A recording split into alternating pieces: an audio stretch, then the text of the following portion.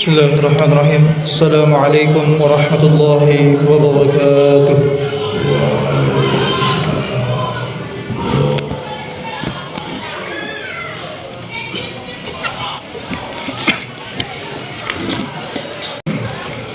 Innal hamdalillah nahmaduhu wa nasta'inuhu wa nastaghfiruh wa natubu ilayhi wa na'udzu billahi min shururi anfusina ومن سيئات أعمالنا من يهده الله فلا مضل له ومن يضلل فلا هادي له أشهد أن لا إله إلا الله وحده لا شريك له وأشهد أن سيدنا محمدا عبده ورسوله لا نبي ولا رسول بعده اللهم فصل وسلم وزد وبارك على حبيبنا الكريم سيدنا المصطفى سيدنا ومولانا محمد وعلى آله وصحبه ومن اتبعهم بإحسان إلى يوم الدين أما بعد فيا عباد الله أوصيكم ونفسي بتقوى الله عز وجل فقد فاز المتقون كما قال الله تعالى في كتابه العظيم أعوذ بالله من الشيطان الرجيم بسم الله الرحمن الرحيم يا أيها الذين آمنوا اتقوا الله حق تقاته ولا تموتن إلا وأنتم مسلمون صدق الله العظيم معاشر المسلمين رحمكم الله. Pertama-tama marilah kita panjatkan puja serta puji syukur kita kehadirat Allah Subhanahu wa taala, yang mana Allah telah menganugerahkan kita berbagai macam kenikmatan. Yang pertama nikmat iman, nikmat Islam, serta nikmat sehat wal afiat, sehingga Allah masih mengizinkan kita untuk hadir di Masjid Al-Hikmah ini yang insya Allah diberkahi oleh Allah ini. Dan tak lupa juga marilah kita salawat serta salam kita haturkan kepada junjungan alam, yaitu Habibana wa Nabiyana Muhammad sallallahu alaihi wasallam, kepada para keluarganya, para sahabatnya, dan semoga kita diakui menjadi umatnya sehingga kita mendapatkan syafaatul uzma dari beliau hingga hari kiamat kelak. Amin ya Allah ya Rabbal Alamin. Mengawali khutbah pada Jumat kali ini, izinkan khatib untuk menyampaikan wasiat khususnya kepada diri khatib pribadi, agar kita sama-sama senantiasa meningkatkan kadar keimanan dan ketakwaan kita kepada Allah Subhanahu wa taala, yaitu dengan sebenar-benarnya takwa, dengan menjalankan semua perintahnya Allah Subhanahu wa taala dan menjauhi segala larangannya. Takwa adalah jalan terang menuju kehadiratnya, sehingga kita akan mendapatkan kebaikan dan kemuliaan yang sejati di dunia maupun di akhirat kelak. Sidang Jumat yang dirahmati Allah Subhanahu wa taala, manusia adalah makhluk yang unik serta istimewa, berbeda dengan makhluk-makhluk lainnya. Manusia dianugerahi unsur-unsur imaterial yang sangat lengkap. Di antaranya adalah ruh, akal, hati, nafsu dan jiwa yang terbentuk dalam satu kesatuan yang disebut dalam jiwa. Dari komponen imaterial ini, manusia hakikatnya adalah sebagai makhluk yang spiritual. Masing-masing unsur tersebut memiliki fungsi yang berbeda-beda. Yang pertama, ruh. Ruh memiliki sifat yang sangat suci, cenderung kepada kesejatian kepada Allah Subhanahu wa taala. Akal berfungsi untuk berfikir, untuk mengingat, untuk menghitung, dan untuk berlogika. Sementara hati berfungsi untuk meyakini adanya Allah Subhanahu wa taala, untuk mencintai, membenci, empati, dan hal-hal yang berfungsi dan berhubungan dengan rasa. Sedangkan nafsu merupakan energi jiwa yang berpotensi pada kesenangan dan kemarahan. Bagi yang mampu mengendalikan hawa nafsu dan selalu mendekatkan diri kepada Allah Subhanahu wa taala, maka sesungguhnya dia adalah pribadi muslim yang utuh.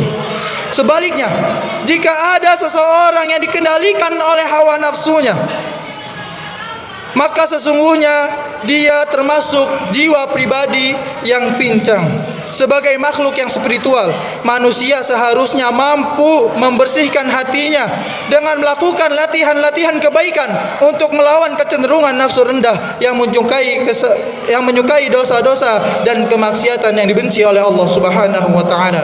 Sidang Jumat yang dirahmati oleh Allah Subhanahu wa taala. Di dalam jiwa manusia sesungguhnya ada unsur energi negatif yang dapat menghancurkan diri kita, menghancurkan lingkungan kita, bahkan menghancurkan peradaban masa saat ini, yaitu adalah penyakit hati atau biasa disebut dengan amradul qulub. Amradul qulub ini menimbulkan sifat yang sangat buruk.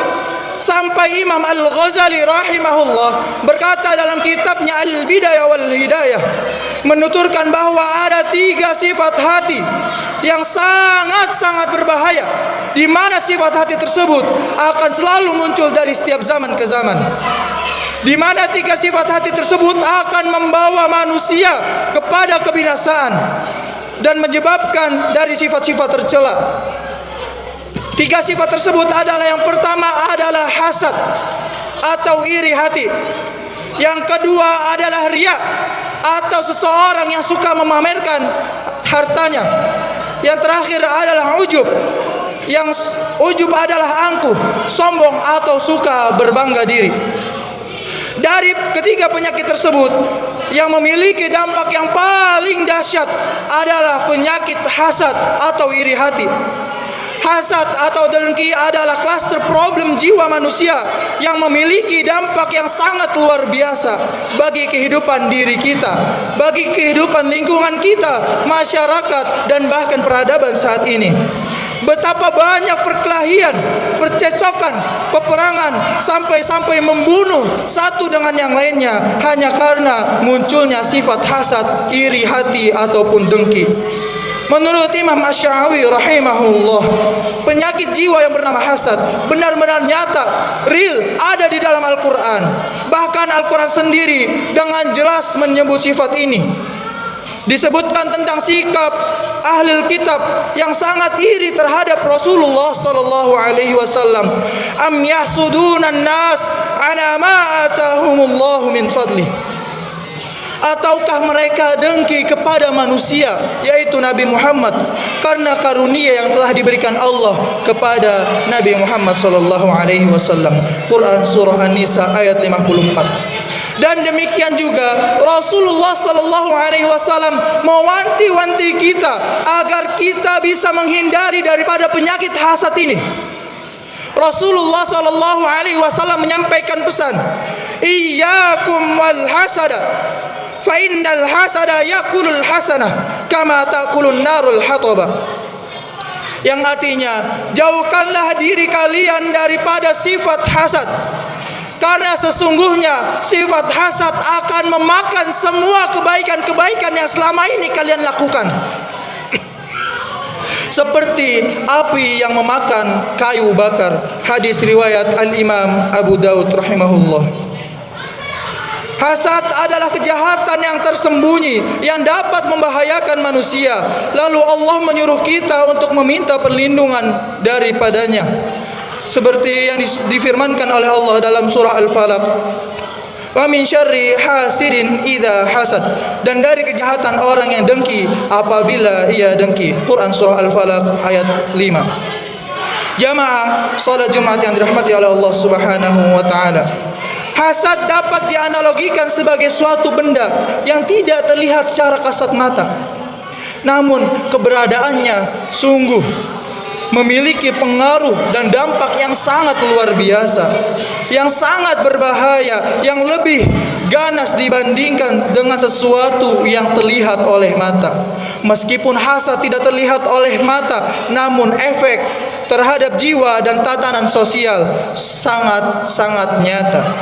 Secara psikologi, hasad memiliki dampak yang diantaranya adalah, yang pertama, hasad dapat membentuk jiwa seseorang yang tidak mau mensyukuri nikmat yang Allah berikan kepadanya, atau bisa disebut dengan kata lain kufur nikmat. Yang kedua, Hasad dapat menyiksa diri kita karena hati kita tak tenang disebabkan munculnya rasa iri hati atas kebahagiaan yang didapati oleh orang lain. Yang ketiga, munculnya ghibah, fitnah sana sini yang dapat menimbulkan perpecahan dalam kekeluargaan dan dalam ikatan persaudaraan sesama muslim. Yang terakhir, munculnya kebencian dan permusuhan yang dapat menimbulkan kerusakan dalam jangka waktu yang sangat panjang. Rasulullah sallallahu alaihi wasallam bersabda, penyakit umat-umat sebelum kalian telah datang menyerang kalian, yaitu penyakit dengki dan benci. Benci adalah pemotong daripada agama Islam. Demi zat yang jiwa Muhammad berada di tangannya, kalian tidak akan beriman sehingga kalian mencintai saudaranya. Maukah kalian aku tunjukkan sesuatu yang jika kalian kerjakan maka kalian akan mencintai saudaranya satu sama lain? Lalu para sahabat bertanya, apa itu ya Rasulullah? Rasulullah sallallahu alaihi wasallam menjawab, afsus salam bainakum, sebarkanlah salam di antara kalian. Jamaah salat Jumat yang dirahmati Allah, sikap hasad dan dengki, bahkan Imam Al-Ghazali pernah berkisah tentang bahayanya kepada orang lain. Hasad adalah sikap batin yang tidak senang terhadap kebahagiaan orang lain dan berusaha untuk menghilangkannya daripada orang tersebut. Menurutnya, hasad adalah cabang daripada syuh, yaitu sikap batin yang bakhil untuk berbuat baik kepada sesama muslim. Dikisahkan oleh Al-Imam Al-Ghazali, ada seorang raja memerintah di suatu negeri. Pada suatu hari, datanglah seseorang ke istananya. Dia adalah seorang penasehat raja dan dia berkata kepada raja, ya Baginda, balaslah orang yang berbuat baik karena kebaikan yang ia lakukan kepada Baginda. Tetapi janganlah hiraukan orang yang berbuat dengki kepada Baginda, karena kedengkian itu sudah cukup untuk mencelakakan dirinya. Maksud daripada orang itu, hendaknya kita membalas kebaikan orang yang berbuat baik kepada kita. Kepada menteriku, maka niscaya dia akan memberikanmu hadiah. Sebetulnya surat yang ditulis raja bukanlah untuk meminta hadiah, melainkan yang isinya seperti ini, bawalah hai menteriku, jika engkau bertemu dengan seseorang yang membawa suratku, maka penggalah kepalanya dan bawalah kepalanya ke hadapanku. Lalu saat penasehat tadi sudah berada di depan pintu seperti biasa, sudah ada pendengki yang menunggunya. Lalu pendengki bertanya, itu apa yang kamu bawa? Sang penasehat menjawab dengan polosnya, ini saya bawa surat yang ditujukan untuk menteri, agar menteri itu memberikan hadiah kepada saya. Lalu apa yang dilakukan oleh sang pendengki tadi? Diambilnya surat tersebut, dibawa lari dan dihadirkan kepada menteri tadi. Lalu menterinya membaca, dan lalu si pendengki tadilah yang dihukum oleh menteri tersebut. Dari uraian kisah tersebut, bahwa hasad atau dengki memang betul-betul musuh bagi orang-orang yang beriman. Dan salah satu obat yang menetralisirnya adalah memperbanyak bersyukur atas nikmat yang Allah berikan meskipun sekecil apapun. Untuk menjaga keseimbangan hidup, bukankah Allah telah menjanjikan kepada kita bahwasanya jika kita bersyukur kepadanya, maka Allah akan tambahkan rezeki kepada kita. Wa idz ta'adzana rabbukum la in syakartum la azidannakum wa la in kafartum inna 'adzabi lasyadid. Dan ingatlah, kata Allah, dan ingatlah kalian, jika kalian bersyukur kepada Tuhan kalian, maka sesungguhnya aku akan memberikan kalian nikmat tambahan. Tetapi jika kalian kufur, dan ingatlah sesungguhnya azab Allah sangat pedih. Jamaah ma'asyiral muslimin rahimakumullah, semoga kita dihindarkan dari sifat-sifat hasad tadi, sifat dengki, sifat iri hati, sifat ria, sifat ujub, berbangga diri, sifat sombong. Barakallahu li wa lakum fil Qur'anil azim wa nafa'ani wa iyyakum bima fihi minal ayati wadh-dhikril hakim. Wa taqabbala minni wa minkum tilawatahu innahu huwal ghafurur rahim. Allahumma shalli ala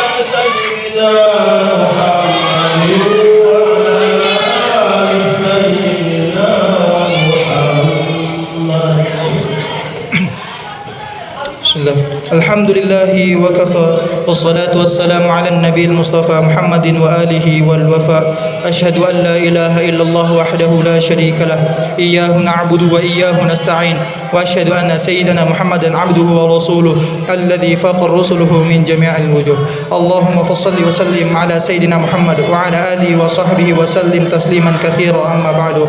Faya ayyuhan nas ittaqullaha fima amar wa antahu amma naha واعلموا أن الله أمركم بأمر بدع فيه العظيم أمركم بالصلاة والزكاة وقال تعالى إن الله وملائكته يصلون على النبي يا أيها الذين آمنوا صلوا عليه وسلموا تسليما اللهم صل على سيدنا محمد وعلى آل سيدنا محمد كما صليت على سيدنا إبراهيم وعلى آل سيدنا إبراهيم في العالمين إنك حميد مجيد وارض اللهم عن الخلفاء الراشدين أبي بكر وعمر وعثمان وعلي وعن بقية الصحابة أجمعين وتابعين وتابعين بإحسان إلى يوم الدين اللهم اغفر للمسلمين والمسلمات والمؤمنين والمؤمنات الأحياء منهم والأموات إنك سميع قريب مجيب الدعوة ويا قاضي الحاجات اللهم أعز الإسلام والمسلمين وذل الشرك والمشركين ودمر أعداءك أعداء الدين اللهم ادفع عنا الغلاء والبلاء والوباء والفحشاء والمنكر والفتن والشيوفة والمختلفة والشدائد والمحن ما ظهر منها وما بطن عن بلدنا هذا إندونيسيا خاصة وسائر البلدان المسلمين عامة إنك على كل شيء قدير ربنا ظلمنا أنفسنا وإن لم تغفر لنا وترحمنا لنكونن من الخاسرين اللهم اكفنا بحلالك عن حرامك وبفضلك عمن سواك ربنا آتنا في الدنيا حسنة وفي الآخرة حسنة وقنا عذاب النار عباد الله إن الله يأمر بالعدل والإحسان وإيتاء ذي القربى وينهى عن الفحشاء والمنكر والبغي يعظكم لعلكم تذكرون واشكروا الله العظيم يذكركم واشكروه على نعمه يزدكم ولذكر الله أكبر أقيم الصلاة